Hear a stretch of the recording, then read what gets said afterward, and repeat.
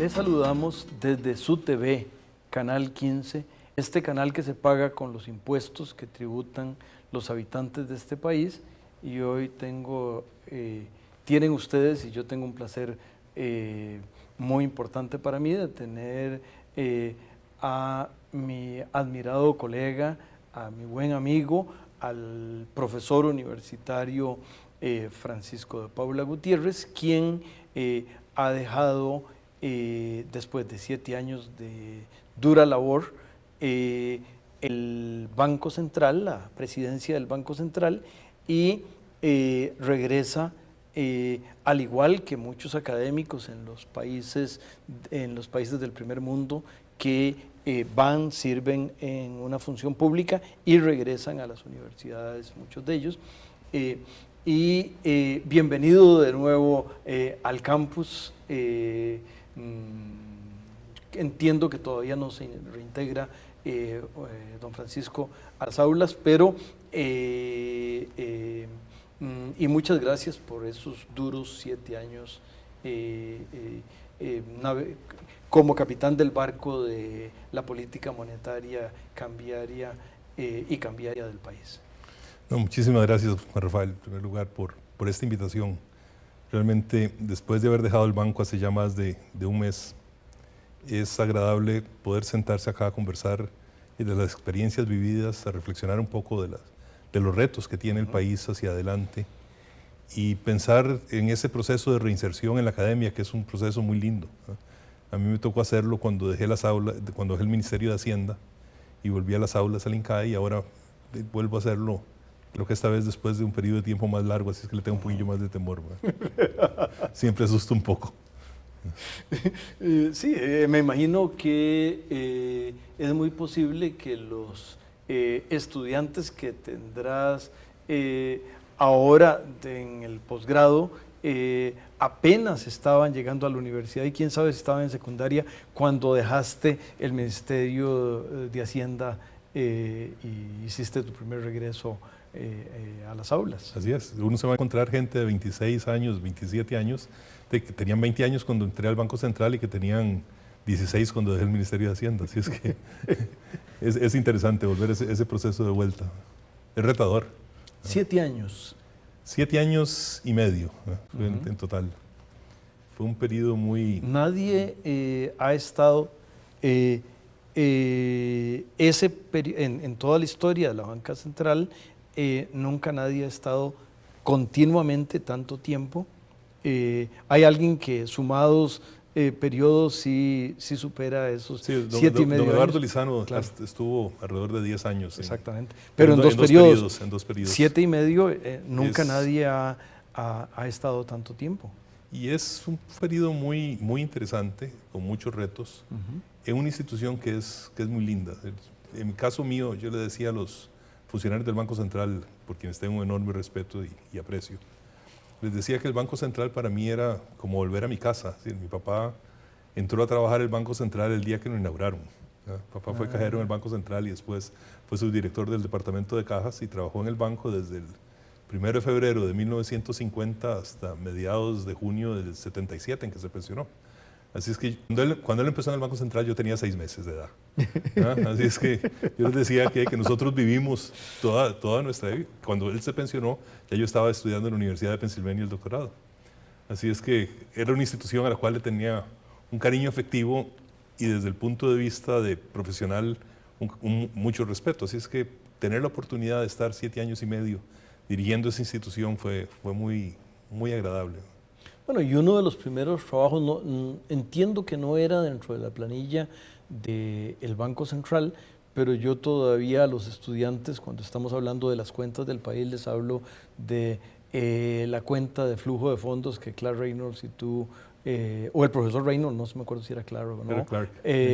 estaban haciendo, y entonces tú hiciste uno de tus primeros trabajos de joven. Yo estaba integrándome al Instituto de Investigaciones de la UCR, donde trabajamos en conjunto y no podía tampoco ser funcionario del Banco Central porque papá trabajaba ahí. Así es que yo estuve en el banco en ese periodo y estuve después cuando don Bernal Jiménez fue presidente ejecutivo. Yo era de apoyo, don Bernal. El puesto formal era como asesor, ¿verdad? Pero bueno, uno era antes de irme a estudiar el doctorado. Y ahí pasé también 1 año y medio. Así que es una institución con la cual tenía mucho cariño, mucho respeto. Y este periodo de 7 años y medio más bien se me acrecentó.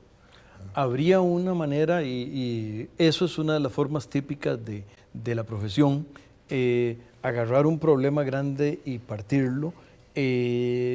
¿Habría alguna manera lógica de partir los 7 años los 7 años y medio y plantearlos de alguna manera que o lo miras más como un proceso continuo con etapas que se fueron desarrollando? Yo creo que el reto siempre fue cómo hacemos para tratar de lograr bajar la inflación.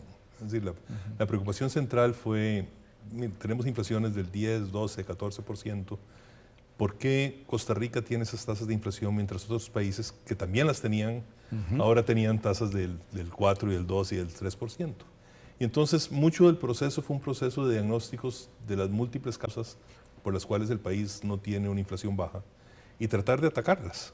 Entonces eso nos llevó a hacer cosas en el frente de las pérdidas del Banco Central, eso nos llevó a hacer cosas en el frente del esquema cambiario, eso nos llevó a hacer cosas en el marco general de la política monetaria, y todas esas se fueron concatenando en un proyecto que la División Económica del Banco puso a conocimiento de la Junta Directiva, le planteó a la Junta Directiva ya por el año, principios del 2005, pero que venía trabajándose desde el 2002, 2003, que era el proyecto de migración hacia un proceso de metas de inflación. Entonces, es difícil dividir las etapas, ¿sí? Me tocó trabajar con 2 gobiernos, me tocó trabajar con muchos ministros de Hacienda, en realidad hacía el recuento el otro día, en total fueron 7, ¿no?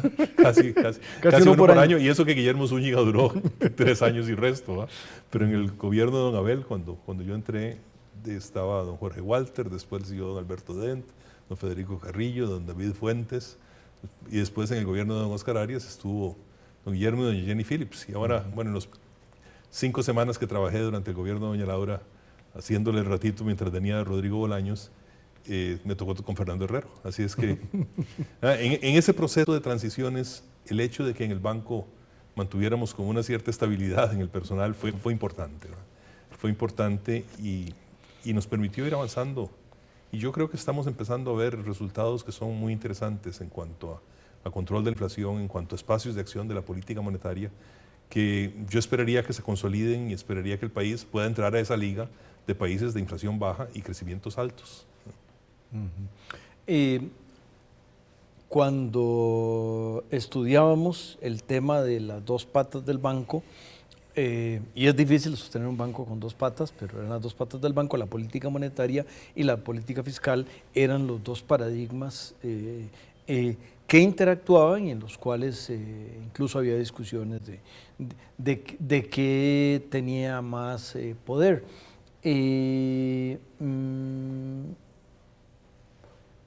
Yo podría pensar en que don Federico y don Guillermo quizá o les tocó la suerte de tener el periodo en la política fiscal o en la gestión hacendaria más exitosa, o los vientos que les apoyaron las velas fiscales mayores. Y esta pregunta la hago porque don Francisco de Paula Gutiérrez se sentó también en el Ministerio de Hacienda, de manera que no la idea de esa colaboración de las 2 patas del banco, creo que en este país nadie más tiene esa experiencia particular para poder opinar con la propiedad que don Francisco de Paula.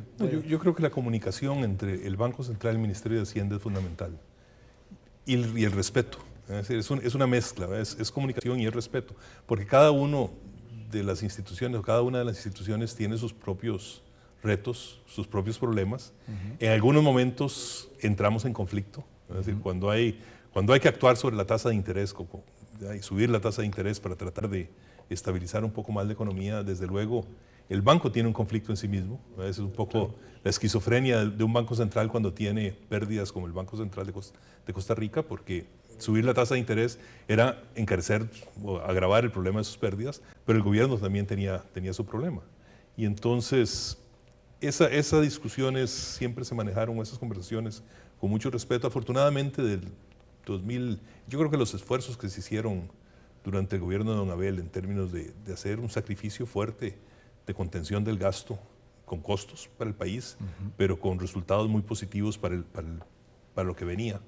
Esos esfuerzos, don Alberto Dent hizo un esfuerzo muy grande, don Federico, don David Fuentes.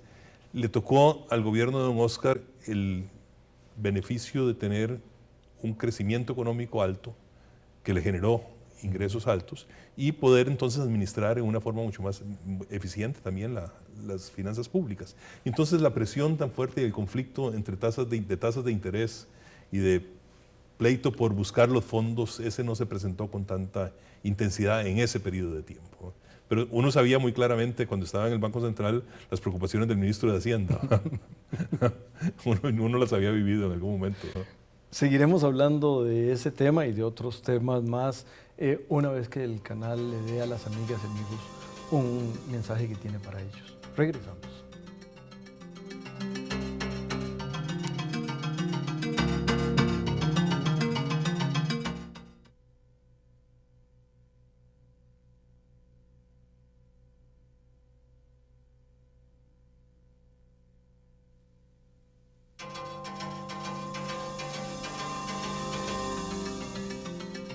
Continuamos, amigas y amigos, con el exprofesor de la Universidad de Costa Rica, el exministro de Hacienda, el expresidente ejecutivo del Banco Central, el notable economista de este país, don Francisco de Paula Gutiérrez. Y tal vez, don Francisco, me parece que uno de los temas que podríamos hacerlo como pregunta es los retos que tiene el país. Pensemos, yo no sé si en los próximos 10 años o los retos en el largo plazo. Yo creo que hay un tema, uno tiende mucho a ver en bancos centrales a veces los temas de muy corto plazo. Y yo creo que la crisis financiera internacional, la parte complicada de la crisis ya pasó, pero la crisis va a seguir con nosotros por mucho tiempo, la estamos viendo en Europa en una forma muy marcada. Me parece que Costa Rica tiene el reto de ser una economía que crezca en una forma sostenida, que amplíe la participación de los beneficios de ese crecimiento a los diferentes grupos de la sociedad y que eso lo haga manteniendo estabilidad. Y eso no es fácil, ¿no? Eso no es fácil, pero yo creo que nosotros tenemos fortalezas mucho mayores que muchos de los otros países para poder hacerlo. Es decir, a mí me parece, cuando uno ve los diagnósticos sobre la economía de Costa Rica, uno se encuentra que las partes difíciles de hacer para lograr el desarrollo y para lograr el crecimiento sostenido y sostenible, este país las ha hecho. Es decir, Costa Rica tiene una institucionalidad fuerte. Costa Rica tiene una fuerza laboral capacitada. Es decir, los costarricenses hemos tenido los beneficios de muchos años de educación formal. Costa Rica tiene un sistema judicial que funciona, Costa Rica tiene un sistema democrático que funciona, y esas cosas no se logran de la noche a la mañana. Y lo que nos falta es hacer las tareas, 2 o 3 tareas para consolidar los esfuerzos de contención de la inflación y darle la estabilidad macroeconómica por esa parte, para mejorar la parte fiscal, sobre todo, si queremos que el Estado siga siendo un actor importante en esta sociedad, necesitamos que el Estado tenga ingresos mayores, y entonces habrá que pensar en cómo dotar de esos ingresos al Estado, pero mejorando esa parte de la sociedad, vamos a poder potenciar el uso de los recursos de una economía que ya es muy abierta, que afortunadamente escogió muy sabiamente la decisión, o tomó la decisión de insertarse al mundo. Y en este momento Costa Rica es un país que así como nos golpeó muy rápidamente la crisis, también la crisis nos ayudó, la recuperación de la economía mundial nos ayudó a salir. Entonces tenemos el reto de crecer y de distribuir. Y ese me parece que es la tarea que tenemos por delante. Don Francisco, como usted lo dijo hace un rato, ya volvió al INCAE, ya volvió a las aulas. El INCAE, a su vez, había otro rector cuando usted se marchó. Es una institución que también va creciendo qué retos, qué ilusiones, qué avenidas se plantean en ese regreso al barrio San José de Alajuela. Bueno, aparte de manejar mucho, ahora que vivo en Curridabat, hasta Barrio San José, no, yo veo ese regreso con mucha ilusión. Es una institución que es muy interesante, porque no es solo una institución docente, es una institución que investiga, es una institución que se mete mucho en la problemática de desarrollo de los países latinoamericanos, porque es una institución que tiene ámbito latinoamericano. Y entonces uno siente que ahí mucho de la experiencia adquirida en estos últimos 7 años y medio, yo creo que va a ser muy rica para ponerla a disposición de los estudiantes. Y en ese sentido, el volver a las aulas, a mí siempre me ha gustado mucho la docencia. Me parece que lo mantiene a uno joven, que el contacto con los estudiantes, con las inquietudes de los estudiantes, con el deseo de aprender de los estudiantes, lo fuerza a uno a aprender más, lo fuerza a uno a estudiar más, lo fuerza a uno a ser mejor, pero además le llena a uno de energía, porque es la energía vital de la gente que está queriendo enfrentar la vida con entusiasmo. Y entonces eso lo veo como un reto muy lindo. Desde luego que hay que adaptarse, la institución a la cual llego es una institución nueva, ¿verdad? Y desde luego que hay que olvidarse de las posiciones políticas que uno tuvo y sentirse ahora que va a ser uno un profesor a tiempo completo, ¿verdad? Al servicio de la comunidad, ¿verdad? Y en ese sentido yo estoy muy contento, porque me parece que es como volver otra vez a los orígenes de mi carrera profesional. Otro tema que, digamos, alrededor de las pendientes que me parece que de alguna manera quedaron en el Banco Central, y yo le digo a los estudiantes que ese es el último elemento de la herencia del tsunami Carazo. No fue exactamente que don Rodrigo, en paz descanse, creó el déficit del Banco Central, pero creó el contexto en el cual se orilló al Banco Central a la circunstancia en la cual asumió los pasivos del país, y frente a ello el déficit, las operaciones parafiscales del Banco Central surgieron. Me parece que decía mi buen amigo Félix Delgado que era un problema que iba más allá del Banco Central, por eso un poco el tema de parafiscal, y me parece que pese a los avances, eso sigue ahí. Sigue con un matiz diferente, ¿verdad? El tamaño del déficit es ahora menor en términos relativos. Hubo una serie de acciones que se adoptaron en estos últimos años, entre ellas capitalizaciones parciales, entre ellas el utilizar el encaje legal, que también es un mecanismo de financiamiento del Banco Central sin costo, de regulación monetaria, en vez de hacerla con bonos que nos costaba, hicimos una buena parte con el encaje. La misma tasa de inflación, es decir, que hemos soportado, los economistas hablamos del impuesto inflacionario, bueno, y eso hace que la gente demande más dinero sin pagar, sin que el Banco Central tenga que pagar por él. Bueno, todo eso ha hecho que las pérdidas del Banco Central, o el déficit del Banco Central, sea relativamente menos importante hoy que lo que era en el pasado. Pero no sigue siendo alrededor de un 1%. Este año yo esperaría que termine alrededor del 0,5%. El año pasado fue el 0,8%, el año antepasado fue el 0,2%. Entonces, y ahí ya uno piensa que la economía, en el tanto empieza a crecer, también va a haber una demanda de recursos monetarios, de base monetaria, como decimos los economistas, con lo cual las presiones inflacionarias generadas por el déficit son ahora mucho menores. Y por eso a mí se me abre un espacio de optimismo de que podamos enfrentar la inflación, lo cual no significa que no hay que preocuparse por el déficit, ¿no? Porque siempre hay un elemento de mucha vulnerabilidad.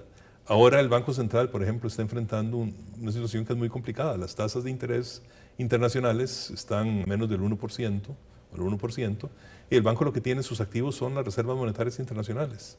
Entonces la rentabilidad que obtiene el Banco Central sobre sus activos, que ahora son 4.000 millones de dólares, es muy poca, ¿eh? Y entonces eso le dificulta poder enfrentar o poder pagar sus operaciones y sus gastos y sus costos. Pero la baja de la inflación, la baja de las expectativas de inflación también está permitiendo que las tasas de interés en colones bajen, y entonces ahí hay una contraparte positiva para tener un déficit menor. Entonces el problema sigue ahí. Yo creo que la Asamblea Legislativa, que tiene un proyecto de ley de capitalización del Banco Central, debería analizarlo, debería estudiarlo y debería aprobarlo, porque lo que se está diciendo es: permítase al gobierno capitalizar al Banco Central cuando sea necesario. No se le está obligando a hacerlo, pero sí se le está dando la posibilidad de que lo haga, y cada día que pasa en que logramos consolidar las finanzas del Banco Central es un día en donde se puede lograr menor inflación y logrando menor inflación, las tasas de interés son más bajas y el gobierno también se beneficia. Así es que hay círculos virtuosos ahí que me parece que son muy interesantes. Hablando de déficit, hay otro tema que no se lo preguntaría al presidente del Banco Central, pero sí se lo puedo preguntar al profesor universitario, que es un poco esta discusión de si conviene, y me parece que hay una discusión entre los dos lados del Atlántico. El gobierno de los Estados Unidos piensa que que no es el momento para tomar el freno fiscal, mientras que los europeos que están con el agua al cuello, me da la impresión a mí, por lo menos muchos de ellos, están con el tema del freno fiscal. Puede ser por un tema de credibilidad, no por un tema de política económica, aunque credibilidad, por supuesto, es un tema de política económica. Trayendo esa discusión a Costa Rica, hay que preocuparse porque la economía vuelva a crecer, ¿o hay que preocuparse porque el déficit está muy grande? Yo creo que hay que preocuparse por las dos cosas, en el sentido que el tema del déficit es un tema de largo plazo. Es decir, yo no veo problemas este año, aunque el déficit fiscal este año va a ser alrededor de un 5% del PIB, 4,5%, 5% del PIB. Pero no veo problemas porque todavía la demanda de crédito por parte del sector privado no se ha reactivado con la intensidad que uno quisiera. Y entonces, buena parte de ese déficit está siendo financiado sin presionar las tasas de interés. Entonces vemos tasas de interés, la tasa básica pasiva, oscilando entre el 7,5% y el 8,5%, que son tasas que no veíamos desde hace ya mucho tiempo. Entonces, en este año no sería esa parte no estaría afectando la recuperación. El año entrante y los años subsiguientes, si se sigue un déficit de esa naturaleza, y sobre todo si seguimos pidiendo al Estado que nos dé más bienes y servicios sin querer pagarlos, la Asamblea, los diputados acaban de aprobar unánimemente subir el aporte a la educación del 6% al 8% del PIB. Bueno, y esos 2 puntos del PIB, ¿de dónde salen? Es decir, ¿quién los va a pagar? Entonces, me parece que hay que sentarse a ver el tema fiscal no como un tema de que hay que apagar un incendio hoy, sino de cómo queremos construir el edificio del futuro para que tenga bases sólidas y no tengamos que estar en los problemas recurrentes de buscar ajustes fiscales cada 2, 3 años, sino tratar de dar un espacio fiscal sostenible para que esta economía ya pueda tener las reglas del juego claras y avanzar. Entonces yo lo veo de esa manera. Es decir, el caso de los europeos es que estamos hablando de déficit del 12 y 14% del PIB, y estamos hablando de niveles de endeudamiento de más del 100% del PIB. En el caso costarricense, la deuda pública con respecto al PIB es del 40%. Era del 60 hace 4 o 5 años. Entonces, esa mejora fiscal de los años 2006, 2008, esa mejora fiscal nos permitió enfrentar la crisis con bases mucho más sólidas. Y yo creo que lo que hay que hacer es aprovechar, una vez que ya pasó la parte fuerte de la crisis, para empezar a reconstituir los espacios que se utilizaron, porque no sabemos si los vamos a tener que utilizar en otro momento. Don Francisco, yo lo conocí a usted en este campus. Nos tocó ser compañeros. Yo más viejo iba adelante y usted nunca me ha podido alcanzar porque yo siempre soy el más viejo, en la Universidad de Pensilvania. Y en la Universidad de Pensilvania, aunque yo tuve un pequeño periodo yo era una especie de espalda mojada, entonces yo trabajaba con el profesor o con quien me diera trabajo porque no tenía beca, y tuve el placer y el gusto de tener por un periodo corto como jefe a Abel Ventral del Río, que es algo así como el hermano mayor de los econometristas de América Latina, tanto en términos de que era un hombre lleno de virtudes humanas y por ende podía jugar muy bien ese papel de hermano mayor porque nos daba consejos y orientaba, pero usted tuvo la posibilidad de trabajar con él de manera más estrecha y más contigua, y yo no sé si usted quiere contarnos un poquito de su recuerdos de Abel Beltrán del Río, que este año caminó primero que nosotros y abandonó este mundo.